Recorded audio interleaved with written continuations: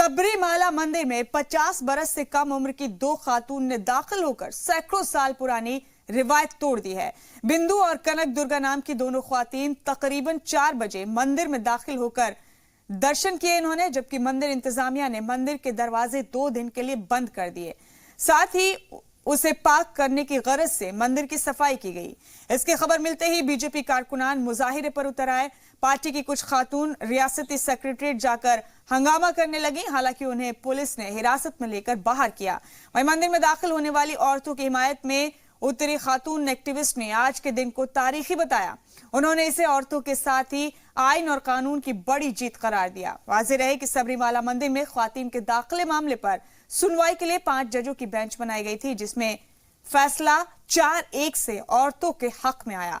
फैसले में कहा गया था कि किसी भी उम्र की औरतों को मंदिर में दाखिले से रोका नहीं जा सकता। हालांकि बेंच में शामिल एक खातून जज ने इसकी मुखालफत की थी। ശബരിമലയില് നേരത്തെ മുതലേ ഈ യുവതികളായിട്ടുള്ളവർ കയറാൻ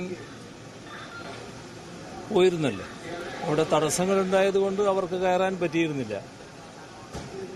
ഇന്ന് കയറിയെങ്കിൽ തടസ്സങ്ങൾ ഉണ്ടായിട്ടുണ്ടാവില്ല. അങ്ങനെയായിരിക്കും കയറിയിട്ടുണ്ടാവുക.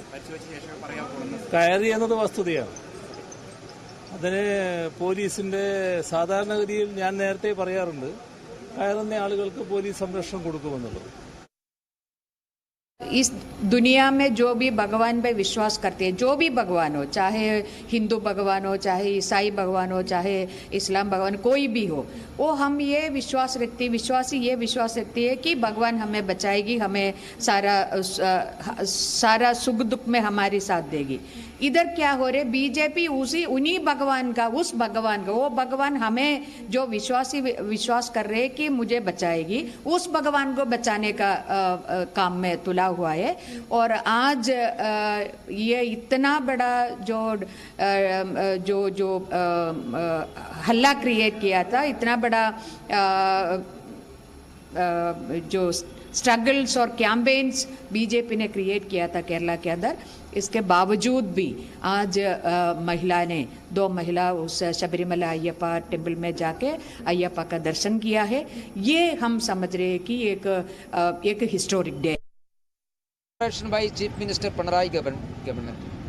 Last 2.5 months, they are trying to protect some ladies to enter Sabarimala Sannidhanam, but they are failed.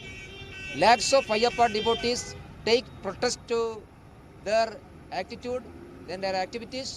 So, by failed in daytime, they are trying to a midnight operation.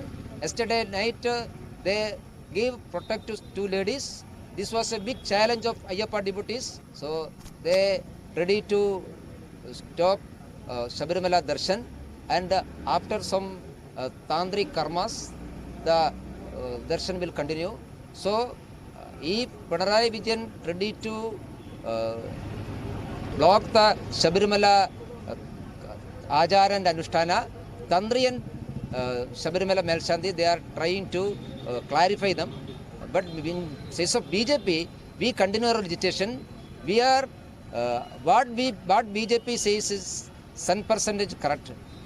Last 2.5 months, we are trying to propagate in Kerala. State government and CPM, they are trying to sabotage the Sabarimala pilgrimage.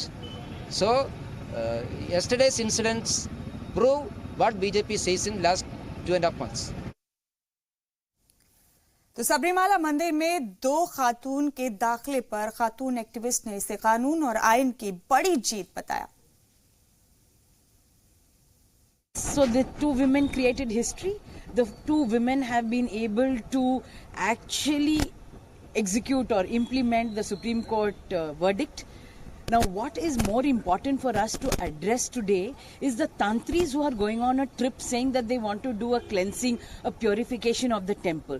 This just goes to show that these tantris are not willing to give that freedom and gender equality to women. They are not willing to respect the Supreme Court's judgment. And the tantris and the family of that Sabrimala who are holding on to the temple need to understand Sabrimala temple and the deity is not their monopoly.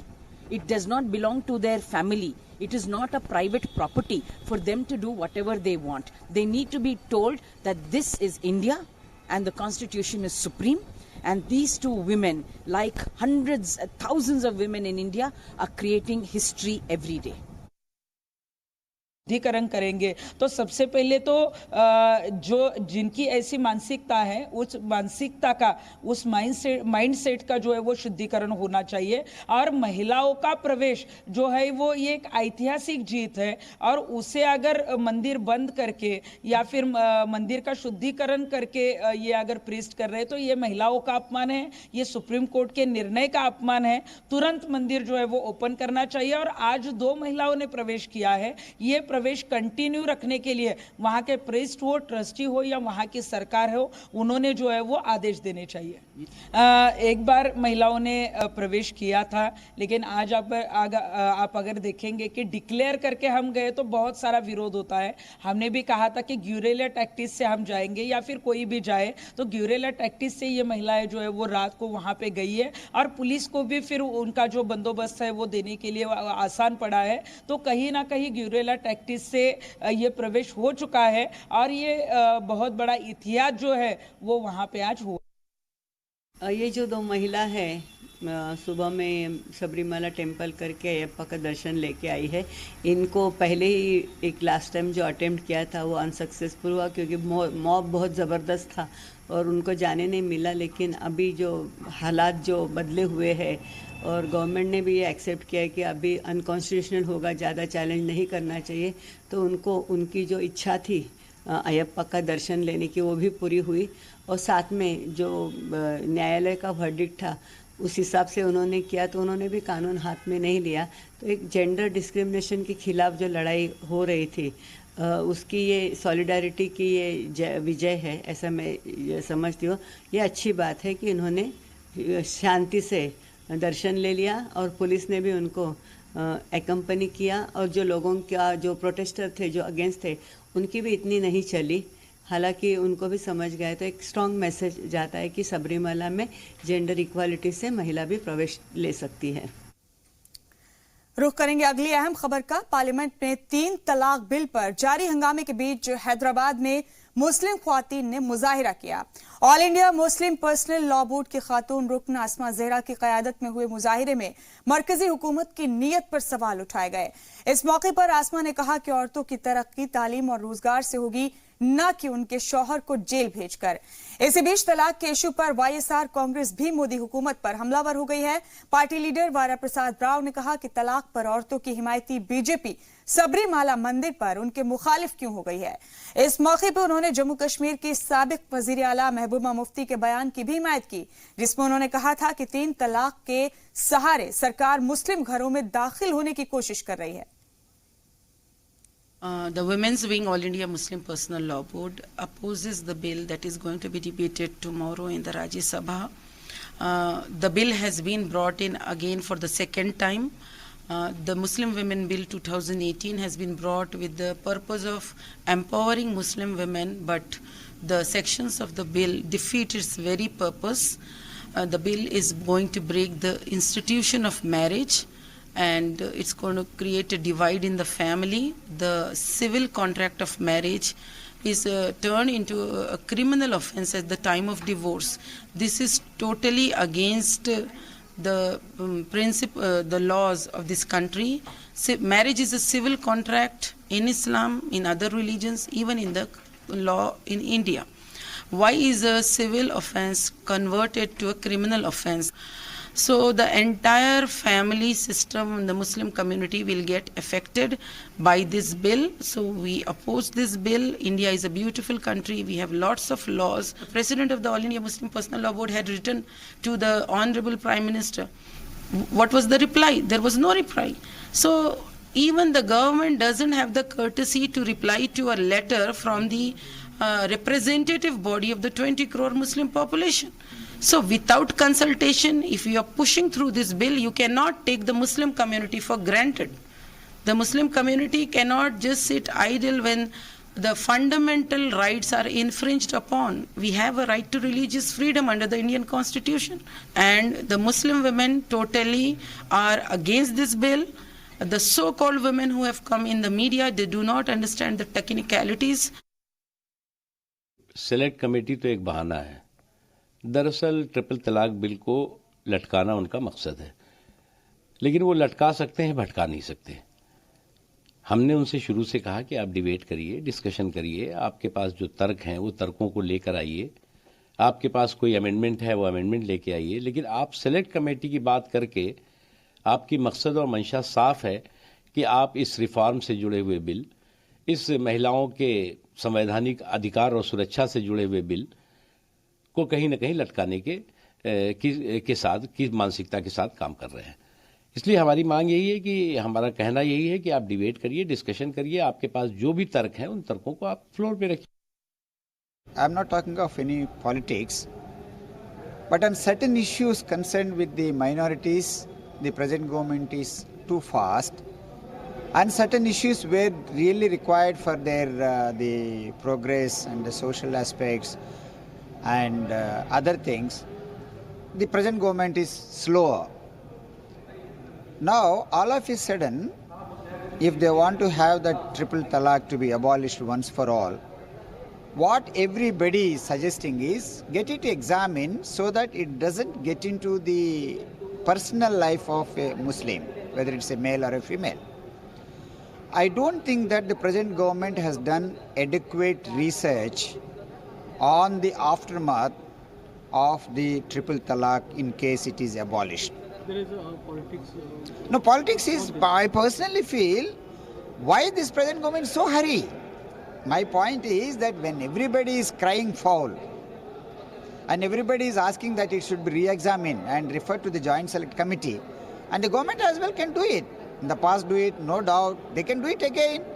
Because, and yesterday for example, the Madam Mehbooba, the former Chief Minister of the Jammu and Kashmir, Madam was telling that you are stepping into our house. That's what the right word she used.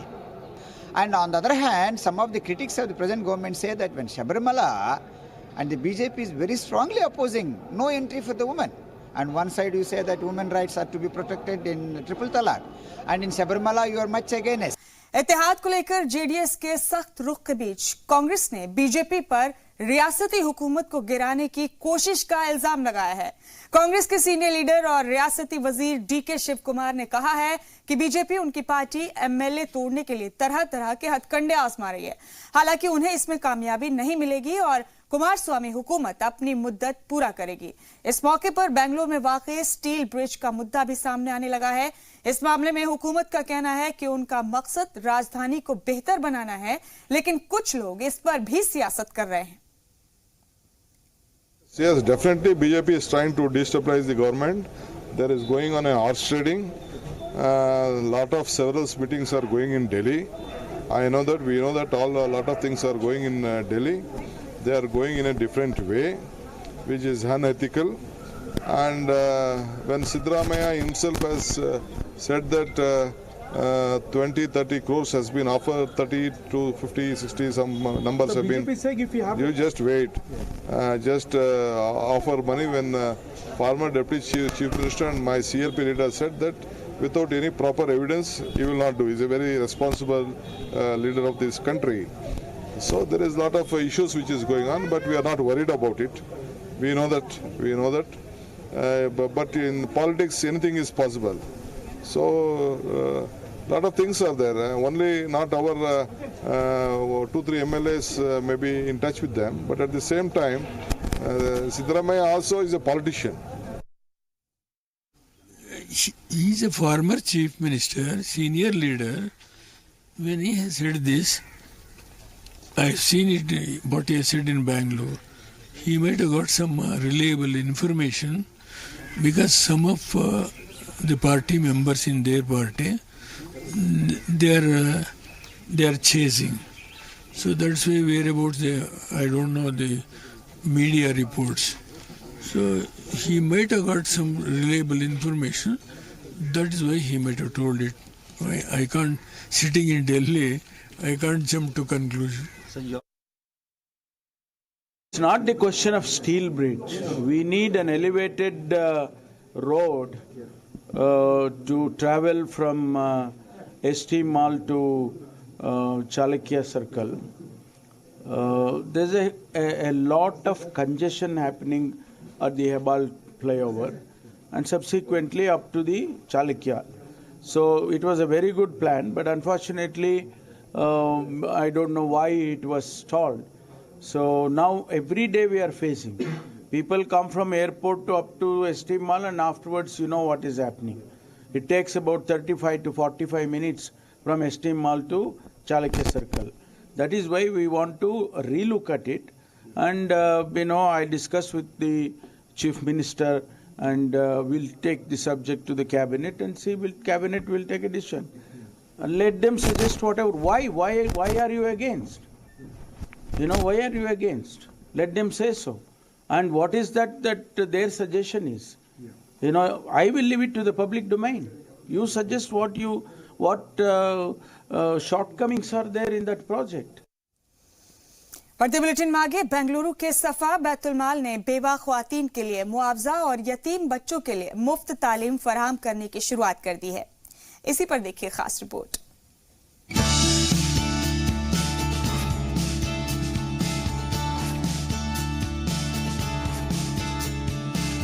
Bengaluru के शिवाजी नगर में सफा बैतुल-माल का आगाज हो गया है, जिसके तहत बेवा ख्वातीन को माहाना मुआवजा दिया जाएगा। साथ ही यतीम बच्चों को अपनी कफालत में लेकर उनकी परवरिश की जाएगी और उनकी तालीम का पूरा खर्च भी उठाया जाएगा। दफ्तर के इफ्तिताह के दौरान सफा बैतुल-माल के जिम्मेदारान ने कहा कि इस तरह के फलाही काम कर्नाटक के अलावा मुल्क के दीगर इलाकों में भी चलाए जा रहे हैं। मुख्तलिफ मैदानों में, तिब्बी एतबार से, मेडिकल लाइन में, तालीमी एजुकेशन मैदान में और दूसरे माशी एतबार से भी मुख्तलिफ शोबाजात में काम हो रहा है। आज सफा बैतुल-माल शाह बेंगलुरु के ज़रिए एहतमाम हमने जो काम किया है वो बेवाओं में वज़ाइफ का भी हुआ और वो बच्चे जो यतीम हैं जिनका कोई सहारा नहीं है उनके लिए भी हमने उनको अपनी कफ़ालत में लिया है। ये काम इंशाअल्लाह बितदरीज सर्वे के एतबार से आगे बढ़ेगा। अल्लाह की वजह से हर तरीके से उसके अंदर हम लोग कामयाब हैं। पुराने सामान ले रहे हैं, उसे छांट कर उसकी कीमत निकाल कर फिर जो कीमत आती है वो बेवाओं में, यतीमों में, खिदमत खल्क में सर्फ कर रहे हैं। सफा बैतुल-माल बरसों से मिल्लत की खिदमत करता आ रहा है और अब ये इदारा बच्चों को ख्वातीन पर ज्यादा तवज्जो देना चाहता है। इसी वजह से मुख्तलिफ शहरों में इसके दफातर खोले जा रहे हैं ताकि ज्यादा से ज्यादा लोगों तक पहुंचा जा सके। बेंगलुरु से जी सलाम के लिए शाहिद काजी की रिपोर्ट। वहीं तेलंगाना की राजधानी हैदराबाद में इतवार को भूख से तड़प रही एक लावारिस बच्ची को दूध पिलाकर कांस्टेबल प्रियंका सुर्खियों में आ गई हैं। प्रियंका के इस काम की लोग सोशल मीडिया पर जमकर तारीफ कर रहे हैं। ये बच्ची उस्मानिया जनरल हॉस्पिटल के बाहर रो रही थी और उसे एक शख्स ने पुलिस स्टेशन पहुंचाया था। भूख से तड़प रही बच्ची को लावारिस देखकर कांस्टेबल प्रियंका ने उसे अपना दूध पिलाया।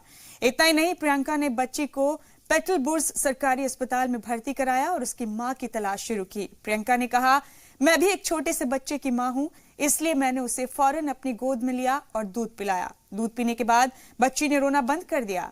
बच्ची की मां का पता चल जाने के बाद उसे बच्ची दे दी गई। वहीं हैदराबाद पुलिस के आला अफसरान को जब इसकी इत्तला मिली तो उन्होंने प्रियंका और उनके शौहर के इस काम के लिए उन्हें एजाज से नवाजा।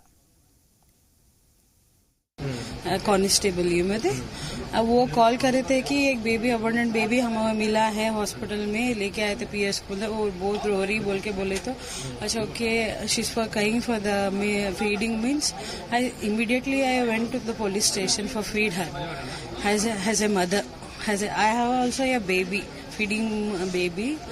वो सोच के मैं गई कि एक बेबी भी मेरी बच्चे के जैसा ही रो रही है, मैं इसलिए उसको पहले ही तो दूध पिलाना है बोल के मैं उस तरह से गई। मगर वो बेबी को फीड करी।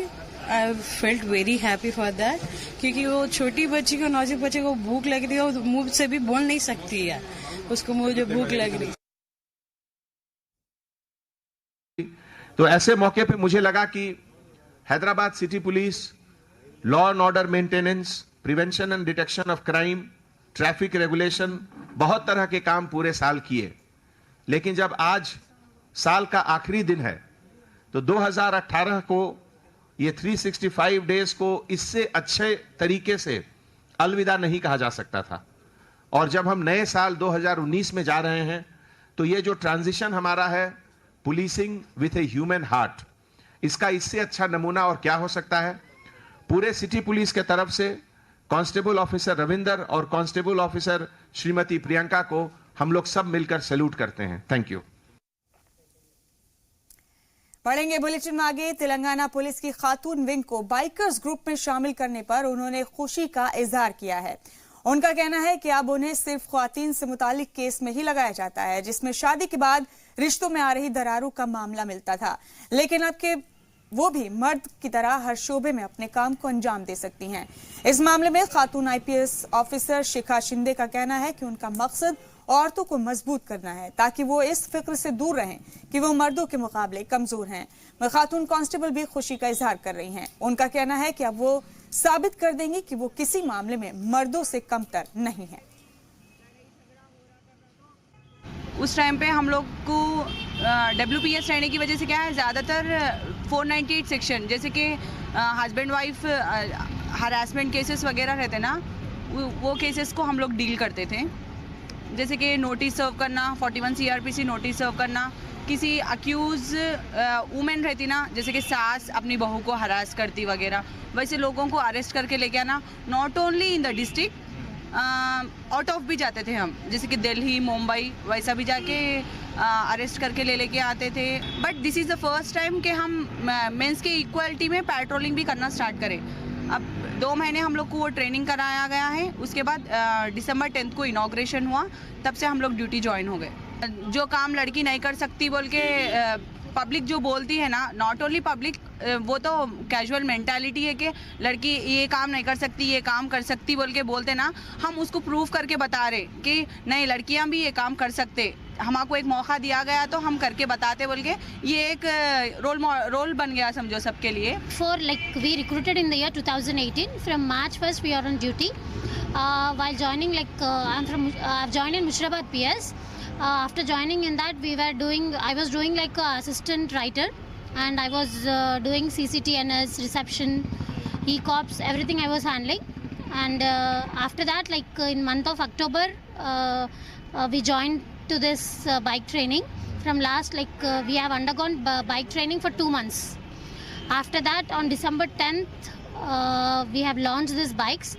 From that day, we are on patrolling, and we are taking care of 100 dials also. Main thing will be, main motto is to save women. The main purpose of launching Women on Wheels was basically empowerment of women, including our own women constables. You see, the number of women constables is increasing in the police force, and it is very essential that they are now mainstreamed and they perform all kinds of duties which the male constables perform. The girls who are now joining the service are very, very capable and very confident of doing all duties. And it is for this reason that we started this initiative. They would be patrolling on par with the blue codes which exist in Hyderabad, responding to the dial 100 calls in crime prevention, in community relationships.